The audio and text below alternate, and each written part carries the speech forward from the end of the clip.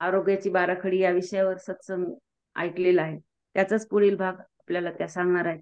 पण मी त्यांची थोडक्यात ओळख करून देते, कारण की काही लोक आज जॉईन झालेले असतात. डॉक्टर CS पाटील ह्या स्वतः MSc PhD इन केमिस्ट्री आहे. तसेच त्या मुक्तानंद महाविद्यालय गंगापूर येथे प्राचार्य आहे. त्या SSY च्या टीचर आहेत. तसेच AMC आणि BST देखील त्यांनी केलेला आहे. त्या संशोधक मार्गदर्शक आहेत. सध्या त्यांच्याकडे 10 विद्यार्थी संशोधनाचे कार्य करीत आहेत. तसेच 5 विद्यार्थ्यांना त्यांच्यामुळे PhD मिळालेली आहे.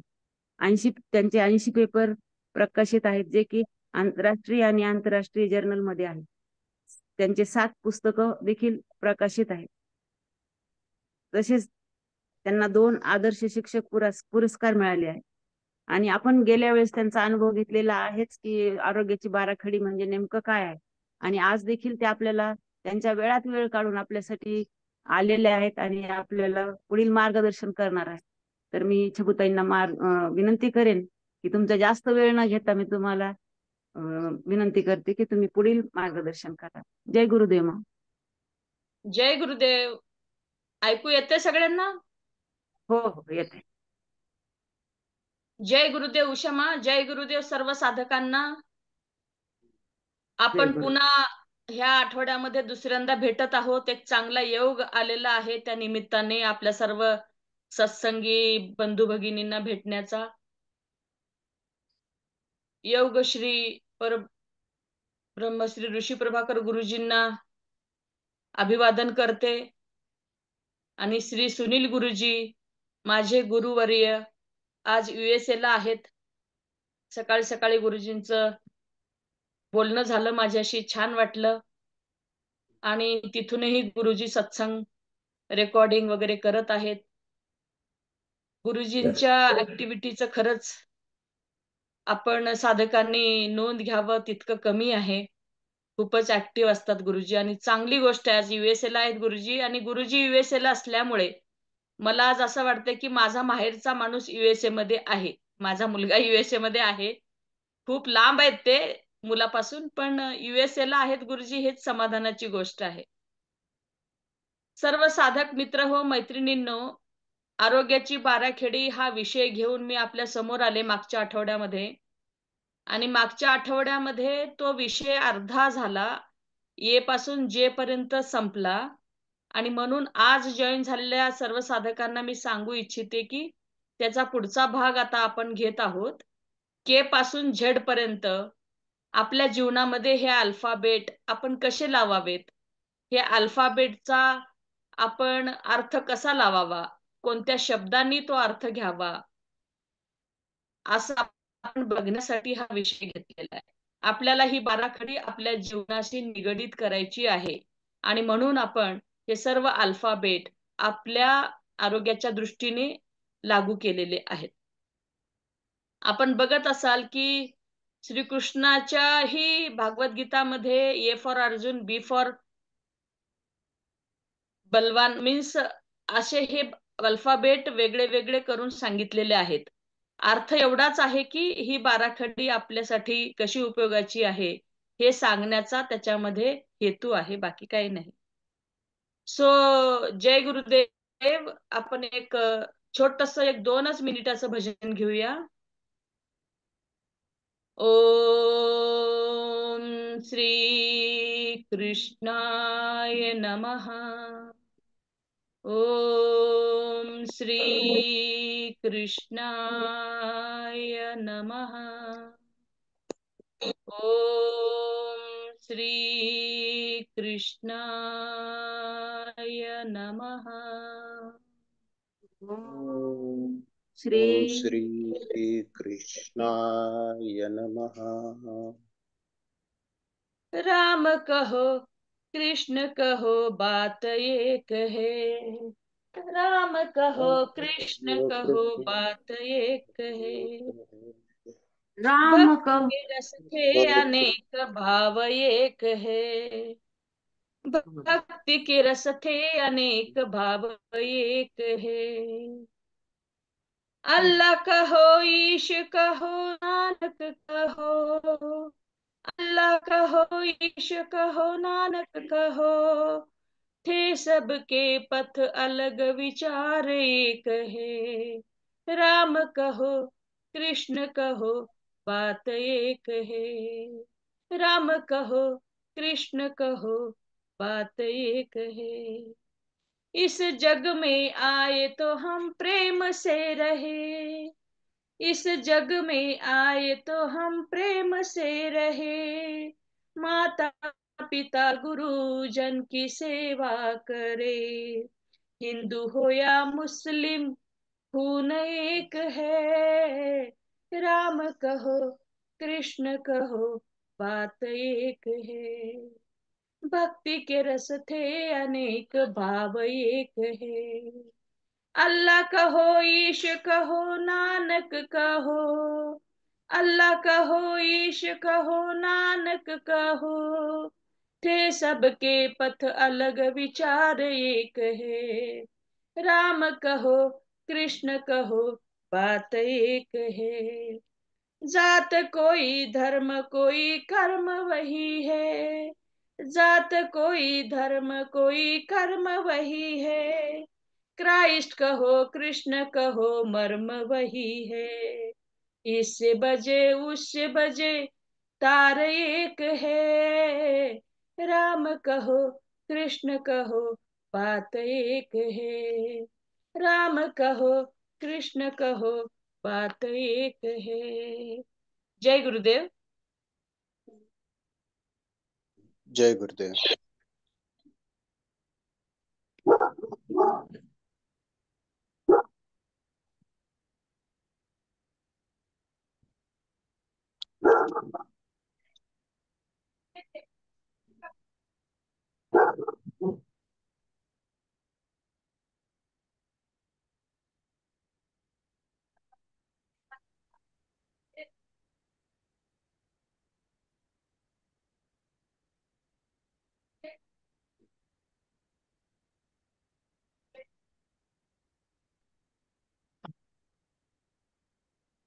लेफ्ट झालं का?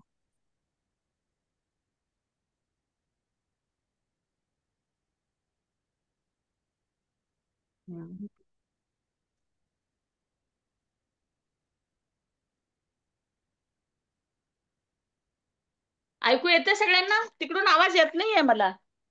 हा येतोय, मग आवाज येतोय. येतोय का? अच्छा. हो हो. मी थोडं बाहेरच्या हॉलमध्ये येते, कारण इकडून रेंजचा प्रॉब्लेम आहे बहुतेक. हो हो चालेल.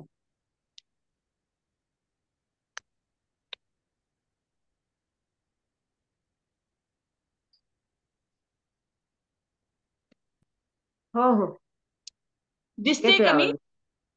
हो हो दिसतंय. ओके. सो साधक हो, जे पर्यंत आलो होतो आपण, थोडा बॅक रेफरन्स घेऊन मी पुढे जाते. जे फॉर जोक, आणि असं सांगितलेलं आहे की जीवनाला हलकं फुलकं करून जगलं पाहिजे आपण सर्वांनी. जीवन नेहमीच काही हलकं फुलकं राहत नाही. आपल्याला विशेष करून ते हलकं फुलकं बनवावं लागतं. शेवटी जीवनाची वाट ही काय आपण ठरवू शकत नाही. त्या मार्गक्रमण करताना जे काही थोडेफार अडथळे येतात त्याला आपण हलकं फुलकं करून जगलं पाहिजे. आणि म्हणून जे फॉर जोक म्हणून मनुष्याने जगत असताना हलकं फुलके जोक्स करून, स्माइलिंग फेस ठेवून, ऑलवेज हसून जीवनाकडे पाहण्याचा दृष्टिकोन कमवावा लागतो, असं आपण सांगितलं होतं मागच्या सत्संगमध्ये शनिवारी. आता त्याचा पुढचा अल्फाबेट आपण घेऊया. Kite, K for kite. Kite Mane पतंग. आता पतंगाचं कसं आहे की जेव्हा आपण रोलरने धाग्याच्या मदतीने पतंग उडवतो आकाशामध्ये, तेव्हा पतंग हवेच्या झोकाने वर वर जातो. आणि असंच एका दिवशी एका लहान मुलाने आकाशामध्ये असंख्य पतंग उडत असताना पाहिले आणि वडिलांकडे आग्रह केला की बाबा मला पतंग घेऊन द्या. तर बाबा म्हणाले की ठीक आहे, मी घेऊन देतो. आणि त्यांनी त्याला पतंग घेऊन दिला आणि पतंग उडवायला ते गच्चीवर गेले. आणि दोघं मिळून जेव्हा गच्चीवर जाऊन पतंग उडवायला सुरुवात केली, तेव्हा इतर पतंगाच्याही वर आपला पतंग गेला पाहिजे ही स्पर्धा त्यांनी जपली आणि त्याचा पतंग खरोखर सर्वांच्या वर गेला आकाशामध्ये. आणि हे दृश्य पाहून त्या लहान मुलाला अतिशय आनंद झाला आणि तो एकदम हर्षी वायूप्रमाणे हसायला लागला. आणि तो बाबांना म्हणाला, बाबा, माझ्या हातामध्ये जो रोलर आहे, दोरा जो आहे, जो मांजा म्हणतो आपण, आपण हाताने सोडतोय आणि पतंग वर जातोय. जर मी हा रोलरच कापून टाकला पतंगापासून, जर मी ह्याला मोकळं केलं तर पतंग अजून वर जाईल, नाही का बाबा? तर बाबा म्हणाले, बघ करून. मग त्याने तो मांजा तोडला, त्या रोलर पासून पतंगाला वेगळा केला आणि मग तो पतंग पटकन तेवढ्याच जोमामध्ये, त्या फोर्सने तो वर गेला आणखीनच. तेव्हा ते जी पुढची ऍक्शन झाली ती इतकी आनंद देणारी होती त्या लहान मुलाला, की तो म्हटला, बघा, माझी आयडिया यशस्वी झाली. आपण ह्या रोलर पासून, ह्या बंधनापासून पतंगाला मोकळं केलं आणि पतंग आणखीनच वर गेला. पण बघता बघता दुसऱ्या क्षणाला तो पतंग हळुवारपणे येऊन गच्चीवर आदळला. मुलगा नाराज झाला की, बाबा, हा पतंग गच्चीवर कसा येऊन आदळला, हा खाली का पडला? So moral of the story is, तेव्हा त्याला बाबा सांगतात की, बेटा, तू म्हटलास त्याप्रमाणे मी तुला करू दिलं, कारण तुला मला हा अनुभव घेऊ द्यायचा होता. आपल्या जीवनाचंही असंच आहे की रोलर हे एक भक्तीचं स्थान आहे, एक आधाराचं स्थान आहे त्या पतंगासाठी. तसा आपल्या जीवनामध्ये आपण आपल्या जीवनाचा पतंग उडवत असताना आपल्या जीवनाची दोरी किंवा आपलं जे काही केंद्रस्थान आहे ते भक्तीचं स्थान, एक गुरुचं स्थान कुठेतरी फिक्स केलं पाहिजे. म्हणजे मग आपल्याला योग्य दिशा मिळते आणि किती वर जायचं, नेमकं कोणत्या वेगाने वर जायचं आणि तो वेग हळूहळू कमी करत खाली कसं यायचं, आणि हे करत असताना आपल्या जीवनामध्ये समतोल कसा राखायचा हे शिकवलं जातं. आणि म्हणून कधीही आपण गुरुपासून लांब होऊ नये, त्याच्या मागचा हा सांगण्याचा मतितार्थ आहे किंवा मॉरल ऑफ द स्टोरी आहे. सो आपल्या बाराखडीचा पहिला, आता ह्या भागातला पहिला अल्फाबेट के फॉर काइट. आता पुढे जाऊया आपण. L for light, LIGHT, light. So light म्हणजे काय? प्रकाश. सो प्रकाश कसा असायला पाहिजे आपल्या जीवनामध्ये? सो नेहमी असा आपण विचार करूयात की मी माझं जीवन प्रकाशमय करतच आहे. साधनेतून, गुरुच्या माध्यमातून, भजन मधून, सत्संगामधून, कीर्तनामधून, चांगल्या सवंगडी बरोबर राहून, चांगल्या लोकांच्या सहवासात राहून मी माझं जीवन प्रकाशमय करत आहे. त्या पथावरती माझं मार्गक्रमण चालू आहे, कसोशीने मी करत आहे. पण माझंच जीवन प्रकाशमय करून चालणार आहे का? नाही. मग आपल्या सानिध्यात येणाऱ्यांचं जीवनही आपण ज्योतीला ज्योत पेटवूया.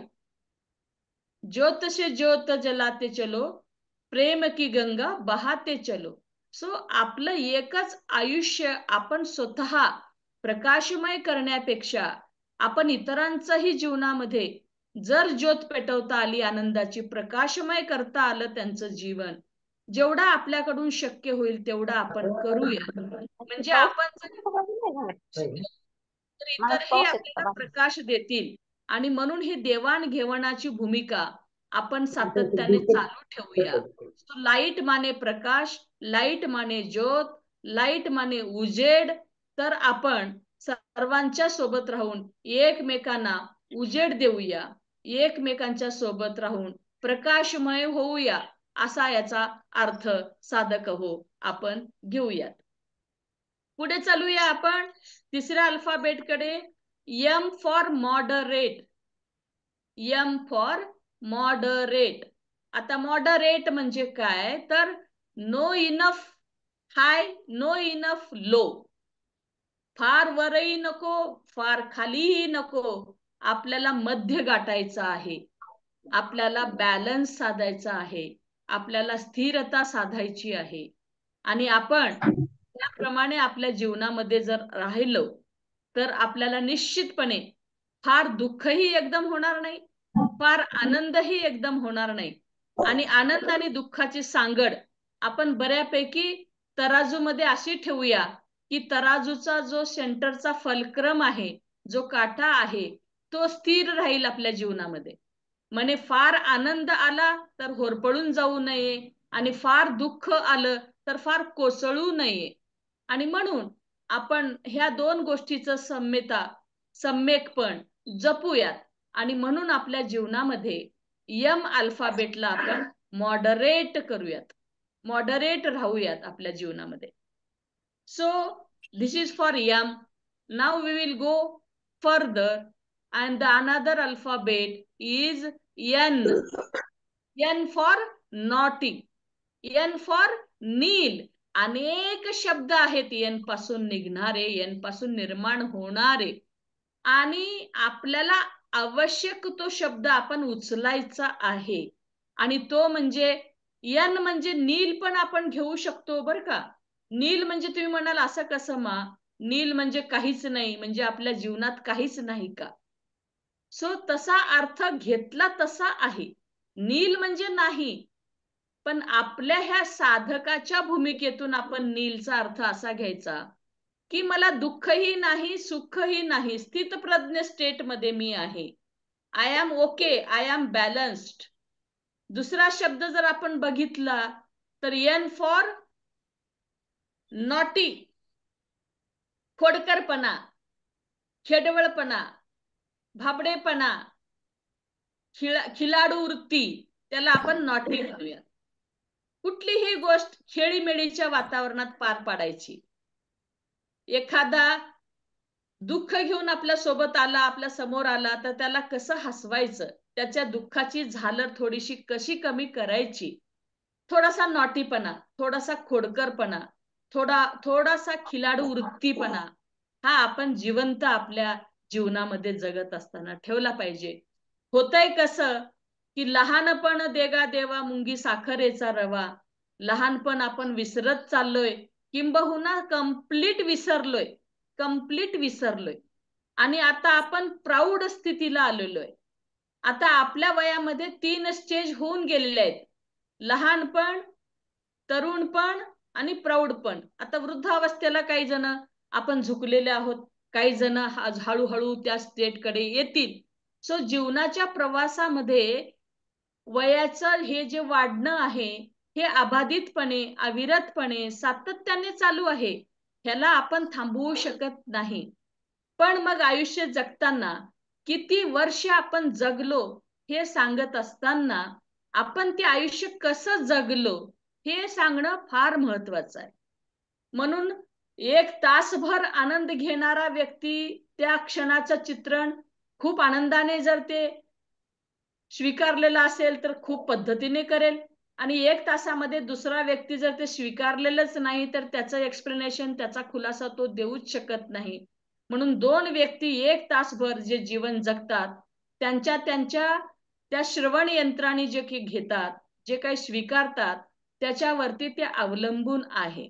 म्हणून प्रत्येक मुमेंटकडे, प्रत्येक क्षणाकडे, प्रत्येक दिवसाकडे आपण वेगळ्या पद्धतीने बघण्याची एक कोशिश केली पाहिजे. अविरतपणे, सातत्याने ते आपण करूया. कारण किती जगलो हे महत्वाचं नाही, तर कसं जगत आहोत हे फार महत्वाचं आहे. आणि म्हणून एन फॉर नॉटी राहिलं पाहिजे. नेहमी सिरियस नाही राहिलं पाहिजे. नेहमी मी फार मोठा आहे, माझ्या मागे माझं प्रोफाईल फार मोठं आहे, मी फार स्टेटसवाला माणूस आहे किंवा व्यक्ती आहे, मी फार पैसेवाला आहे, मी ह्याच्या घोंगडीवर कसं बसू, मी ह्याच्या पोत्यावर कसं बसू, असं ऍटिट्यूड ठेवणं किंवा एक काय म्हणतो आपण, एक ताठरपणा ठेवणं, हे आपण सोडलं पाहिजे. आपण अगदी लवचिक राहूया, फ्लेक्झिबल राहूया, accept the moment as it is असं आपण राहूया. Accept the moment as it is. प्रत्येक तासाला, प्रत्येक मिनिटाला, प्रत्येक सेकंदाला, प्रत्येक नॅनोसेकंदाला जे काही सिच्युएशन आपल्या समोर येतील, उभे राहतील, त्या सिच्युएशन मध्ये आपण नॉटीपणा दाखवून त्याला हलकं फुलकं करून accept it as it is असं म्हणून जर आपण पुढे गेलो तर आपल्यामध्ये नक्कीच त्या सिच्युएशनला हाताळण्याची, त्या सिच्युएशनला सोबत घेऊन पुढे जाण्याची एक ताकद मिळते. आणि अशा अवस्थेमध्ये जेव्हा आपण ते स्वीकारू तेव्हा आपल्या सोबतचे आपले सहकारी म्हणा, आपले मित्र म्हणा किंवा सत्संगी म्हणा आपल्या सोबत नक्कीच राहतील, की त्यांनाही वाटेल की आपण ह्यांच्यासोबत राहिलं पाहिजे आणि ह्या अडचणीवर आपण मिळून मात करूया. आणि म्हणून आनंदी राहिला तर सवंगडी भरपूर मिळतील आणि ते खूपच ताठरपणे तुम्ही स्वीकारलं तर समोरचा व्यक्ती सुद्धा आपली कदाचित साथ सोडून जाईल. म्हणून आपल्या जीवनामध्ये नॉटीपणा पण थोडासा आपण मेंटेन करूया, ते आपण आपल्या जीवनामध्ये आवर्जून आणूया. सो आता पुढे जर आपण गेलो, पुढच्या अल्फाबेटकडे जर आपण चालत गेलो किंवा जाऊया, बघूया. सो पुढचा अल्फाबेट काय येतो? ओ. ओ फॉर पुस्तकात दिलेलं आहे ऑरेंज. लहान मुलांना सांगतो आपण ओ फॉर ऑरेंज. सो आपल्या बाराखडीमध्ये आपण ओ काय घेऊया? O for optimistic. O for optimistic, आशावादी राहणं. ऑलवेज आपल्या जीवनामध्ये पुढच्या दिवसाला, येणाऱ्या दिवसाला, आलेल्या दिवसाला नेहमी आशावादी राहिलं पाहिजे, की बाबा जे काही आता मला मिळालं आहे आणि जे काही मला आता मिळणार आहे ते सर्व काही कुशल मंगल आहे. आशावादी नेहमी, हे काय झालं, कशामुळे झालं, असं रिव्हर्स ब्रेक मध्ये आपली गाडी जीवनाची जर आपण नेहमी घेऊन गेलो तर आपल्या गाडीचा मेंटेनन्स फार वाढेल, फार खर्चिक होईल आणि तो मेंटेनन्स आपल्याला परवडणारा कदाचित राहणार नाही. आणि म्हणून आपण ऑप्टिमिस्टिक राहूया, आशावादी राहूया. जीवनाकडे आपण सकारात्मक दृष्टीकोनातून बघूया, सकारात्मक दृष्टी. कारण मुमेंट जो येतो आहे ना बंधू आणि भगिनींनो, तो आपल्या हातात नाही आहे. तो येणारा मुमेंट आपसूक आलेला आहे आणि तो जगताना कदाचित येणं आवश्यक होतं, कदाचित ते येणं आवश्यकच होतं आणि म्हणून तो आलेला आहे. त्या क्षणाला आपण हँडल करू शकतो, पण ते काच आलाच नाही पाहिजे हे आपण नाही म्हणू शकत, कारण ते आपण आणलेला नसतो, तो आलेला असतो. आणि म्हणून अशा क्षणाकडे आपण आशावादी राहूया. पुढे आपण गेलो तर आपल्या बाराखडीतला पुढचा अल्फाबेट येतो P. P for perfect. P for perfect. Okay. So पुस्तकामध्ये प्रिंटेड दिलेलं असतं पी फॉर पाइनएपल, कारण लहान मुलांना फळं आवडतात म्हणून फळाचं चित्र दाखवलं की मुलगा लक्षात ठेवतो, की त्याला ते फळाची रुची कळायला लागते, आनंद होतो फळांना पाहून आणि काहीही करून त्याच्या डोक्यात ते घुसवायचं असतं, पर्कोलेशन मेमरीमध्ये होऊ द्यायचं असतं. आणि म्हणून प्रिंटेड शब्द पाइनएपल आहे आणि आपण घेतो आहोत परफेक्ट. सो कसं आहे की परफेक्ट म्हटलं ना, कुठेही 1% इकडे, 0.01% इकडे किंवा तिकडे नाही. Perfect means perfect, 100% perfect. No 1% left side, no 1% right side. It should be in the perfect centre. असं जेव्हा आपण अपेक्षा करतो तेव्हा ते कार्यप्रणाली तशी होण्यासाठी आपल्याला त्या कार्यप्रणालीकडे जाण्यासाठी जे काही परिश्रम करावे लागतात ती करण्याची पण तयारी आपण ठेवली पाहिजे. परफेक्ट पाहिजे ना मला, so do it to happen it perfect. मग आपण करूयात ना, परफेक्ट करूया, परफेक्ट केलं पाहिजे. पण ते बसून होणार आहे का? ते आपोआप होणार आहे का? ते कोणी आपल्याला करून दिलं तर परफेक्ट होणार आहे का? दुसऱ्यांकडून आपण आपल्याला जसं हवं तसं परफेक्शन आणून काम करून घेऊ शकू का? ह्या सगळ्या गोष्टी का मध्ये येऊन क्वेश्चन मार्क निर्माण होतो. आणि जर तो आपल्याला हवाच असेल, आपण परफेक्शननी जर काम करत असू, आपल्या बॉडीला, आपल्या पूर्ण हातांना, आपल्या दृष्टीला, आपल्या पंचेंद्रियांना सुद्धा ती सवय लागलीच पाहिजे. आणि आपण ते करत आहोत, त्या पद्धतीने काम करत आहोत आणि ते होतं बरं का. फार सहज आहे ते. 100% परफेक्ट करणं अवघड अजिबात नाही. आपण SSYच्या माध्यमातून हे सुद्धा खूप शिकलोय. आपल्याला ऑलरेडी हे ज्ञान दिलं गेलेलं आहे. आपण ते ग्रहणही केलेलं आहे. फक्त आपण वाटचाल करताना ते विसरून चाललोय. आपल्या मार्गक्रमणामध्ये ह्या बाराखडी येऊन गेलेले आहे, पण आपण बाराखडीचं रिव्हिजन नाही करत आहोत. आणि ह्या बाराखडीचं रिव्हिजन नाही केल्यामुळे त्याचा विसर पडतो आहे. आणि विसर पडल्यामुळे आपण जीवनाकडे मिझरेबल दृष्टीने बघू लागलेलो आहे. As if all peoples are doing. आपण साधकाच्या नजरेने, ज्ञान ग्रहण केलेल्या नजरेने पाहत नाही आहोत. आणि म्हणूनच हा आपला हेतू आहे की रिव्हिजन करूयात सर्व गोष्टीचं साधक म्हणून. कारण साधना केली पण त्याचं सातत्य थोडंफार राहिलं, थोडंफार नाही राहिलं, आणि म्हणून ह्या बाराखडी आपण विसरत चाललो आहोत. आणि म्हणून परफेक्ट हा शब्द आपल्या SSYच्या शिकवणी वर्गामध्ये आपल्याला गुरुजींनी सांगितलेला आहे. ते तुम्हाला मी आठवण करून देते. आता आठवण करून देताना 2-3 गोष्टी मी सांगणार आहे. तेव्हा तुम्हाला सगळ्यांनाच वाटेल, अरे हो, हे तर आपण शिकलोय. कसं ते बघा. I do what is needed, हे आपण शिकलोय. I do what is needed, ज्याची गरज आहे ते मी करतो, करते, हे आपण शिकलोय. I complete what I start, जे काही मी सुरू केलेलं आहे मिशन, काम, ते मी पूर्ण करणार आहे, हे पण आपण शिकलो आहोत. अँड आता सगळ्यात महत्वाचं आणखीन काय शिकलो आहोत ते सांगणार आहे. I want everything to be right. I want everything to be right or perfect in my house, and I make it perfect. If it is not possible, I request others to do it perfect. If they don't do up to the level, then still I am responsible.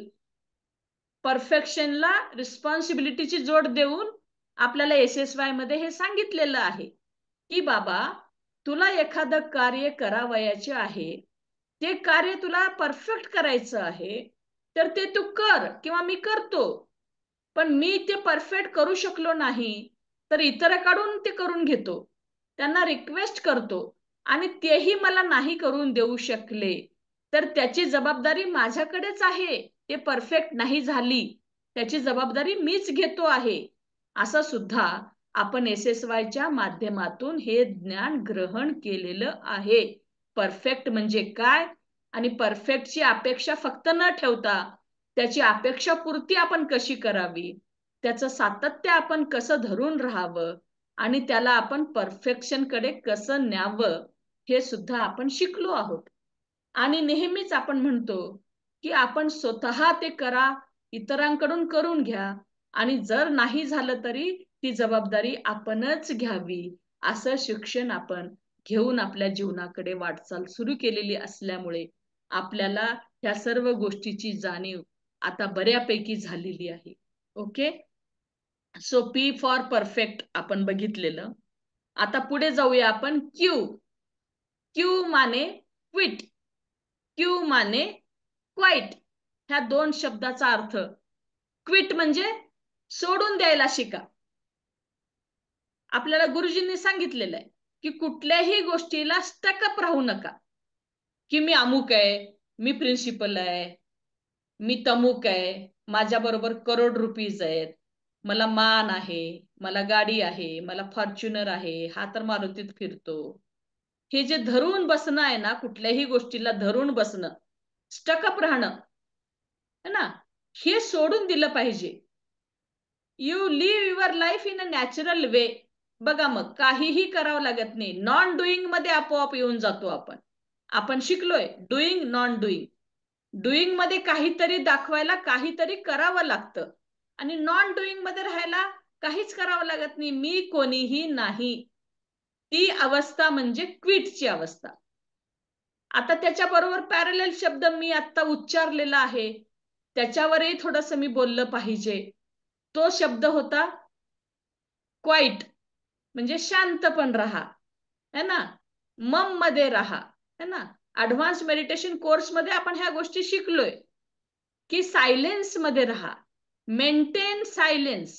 आणि सायलेन्सला आपल्या SSY मध्ये अतिशय महत्व दिले गेलेलं आहे की सायलेन्सच्या स्थितीमधून जे ज्ञान तुम्ही ग्रहण करता ते 100% वर ग्रहण शक्ती त्याची आपल्याला मिळते. आणि म्हणून जास्त टॉकेटिव्ह न राहता गुरुजींनी सांगितलेलं आहे, आपलं भडकल गेट बंद ठेवा.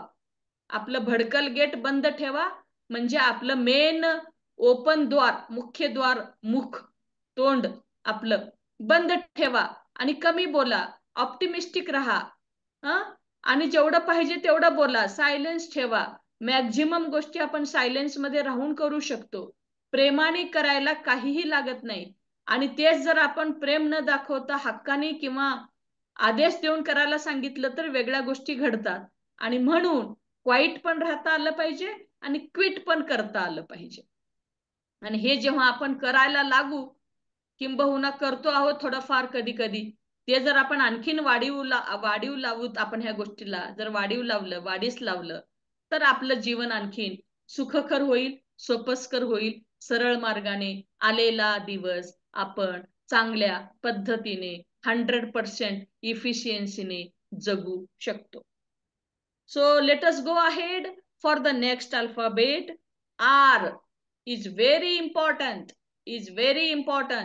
R means romantic.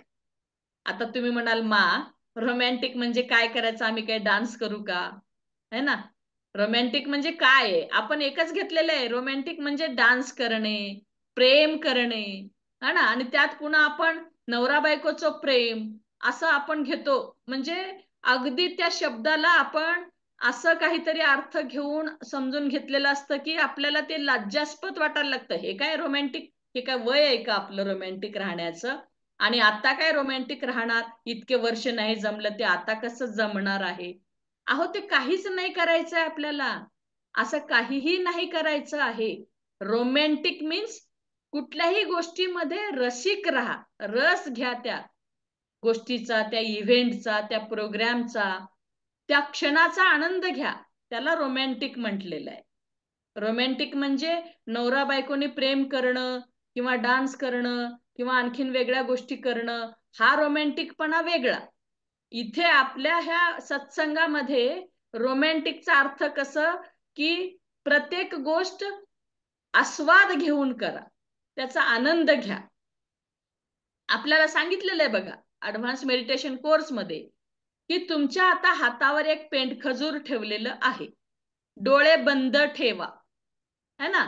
डोळे बंद ठेवा, ताठ बसा, पाठीचा कणा सरळ ठेवा आणि तुमच्या हातामध्ये आता पंचपक्वान्नांनी भरलेलं ताट आहे. पुरणाची पोळी, कटाची आमटी, पापड, कुरडे, भजे, ताकाची कढी, सर्व काही गच्च असं भरलेलं ताट तुम्हाला दिलेलं आहे असं समजा. डोक्यात घ्या, विचार करा आणि त्या पेंडखजूरला त्या पद्धतीने सेवन करा की एक कोपरा म्हणजे पुरणपोळी, दुसरा कोपरा म्हणजे भात, तिसरा कोपरा म्हणजे वगैरे वगैरे वगैरे.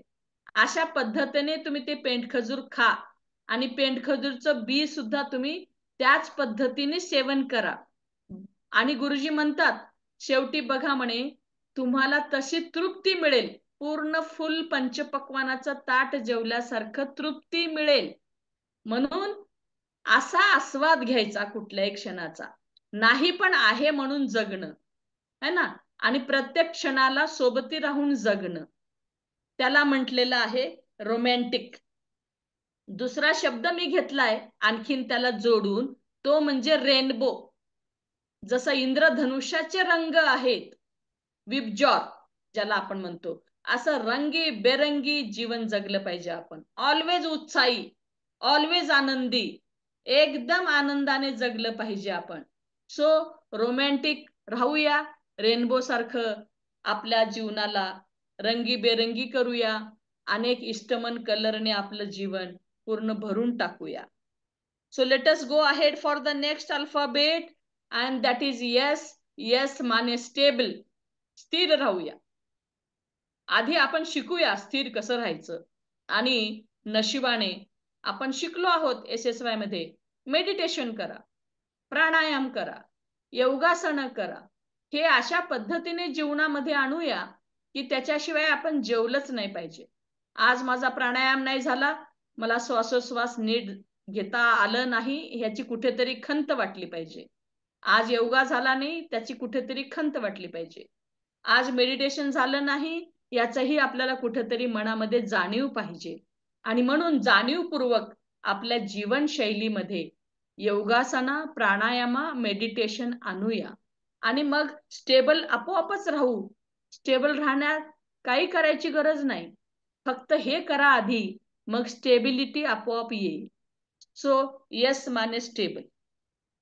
टी, जेव्हा आपण हे सगळं असं करू, आता मी जसं सांगत आहे अशा पद्धतीने जेव्हा आपण करू, one by from A to onwards, हे जे आपण बोलत आहोत, चर्चा करत आहोत, ह्या पद्धतीने जर आपण दृष्टी निर्माण केली, ह्या पद्धतीची जर आपण आपल्यामध्ये इंटरनल एनर्जी तशी निर्माण केली, तर आपण टी माने टोटल होणार.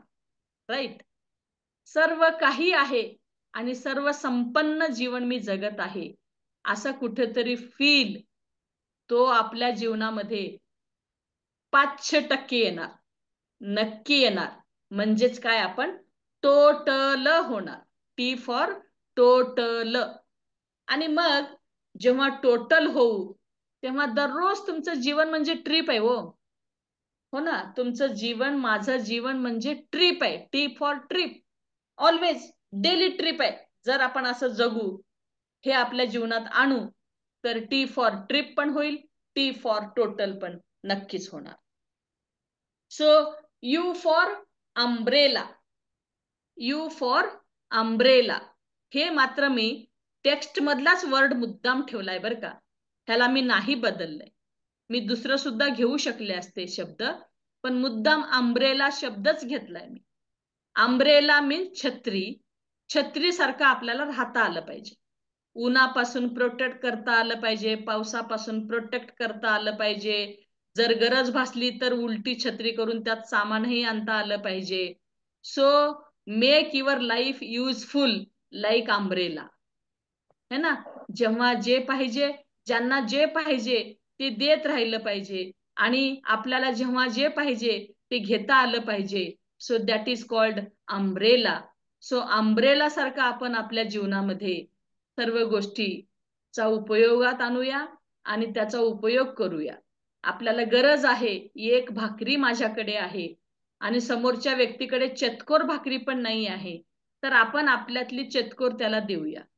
सो तोही पूर्ण उपाशी राहणार नाही आणि तुम्हीही पूर्ण पोटाच्या वर जेवून फार काही चांगल्या गोष्टी करू शकाल असं नाही. तुम्हाला पण जेवढं पाहिजे तेवढं मिळेल आणि समोरच्या व्यक्तीला तुम्ही दिल्यामुळे त्याचं पण जीवन व्यवस्थित चालेल आणि तोही संतुष्ट नाही भले, पण जीवन जगण्यासाठी जेवढी शक्ती त्याला पाहिजे ती पण त्याला त्यातून मिळेल. मग एकमेकांना असा आता आपल्या पद्धतीने देवाणघेवाण जर करत राहिलो, तर श्रीमंत गरीब हा भेदभाव तर फार दूरचा राहिला, पण सर्वच जण बऱ्यापैकी स्टेबल लाईफ जगतील, सुखी लाईफ जगतील आणि टोटल होऊन जगतील. सो हे सगळं जर आपण आपल्या आचरणात आणलं, तर अम्ब्रेला सारखं आपलं जीवन नक्कीच होईल. मीन्स आधार देण्यासारखं होईल, आधार घेण्यासारखं होईल आणि जेव्हा जे पाहिजे ते करण्यासारखं, आपण इतरांना देण्यासारखं जीवन नक्कीच जगायला मदत होईल. आपण ह्या ज्ञानामध्ये राहिलो, आपण ही बाराखडी आपल्या जीवनामध्ये अशा पद्धतीने जर उपयोगात आणली, आपल्या आरोग्याची बाराखडी निश्चितपणे स्थिर होईल, निश्चितपणे आरोग्यदायी होईल, निश्चितपणे आपल्या ब्रेनला, आपल्या सबकॉन्शियसला चांगल्या विचाराची जोड लागेल आणि डोक्यामध्ये जेव्हा चांगल्या विचाराची पेरणी होईल, तर चांगली कृती घडेल आणि चांगली कृती जेव्हा आपण करू, तेव्हा कार्य निश्चित यशस्वी होणार, यशस्वीपणे पार पडणार. आणि म्हणून आपण ह्या बाराखडीकडे अशा पद्धतीने बघायला शिकूया, किंबहुना बघूया. Now go for V for visionary. दृष्टिकोन बदला. सर्व काही बदलेल. माहितीये, आपण जशी दृष्टी तशी सृष्टी होणार. आपण ज्या नजरेने बघू तसंच आपल्याला दिसतं. आणि म्हणून एक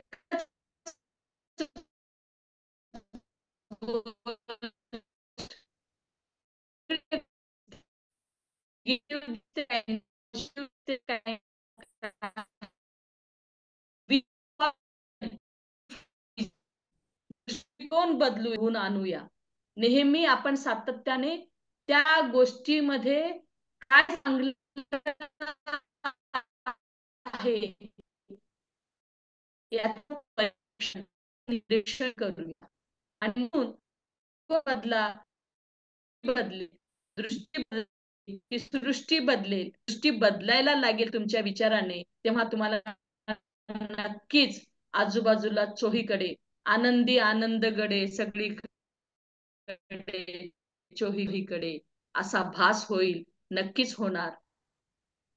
आणि म्हणून आपण आपलं विजन बदलूया, आपली दृष्टी बदलूया, आणि मग आपल्यामध्ये नक्कीच ती ताकद येईल की आपण सृष्टी आपण पद्धतीने बघायला शिकू. ओके.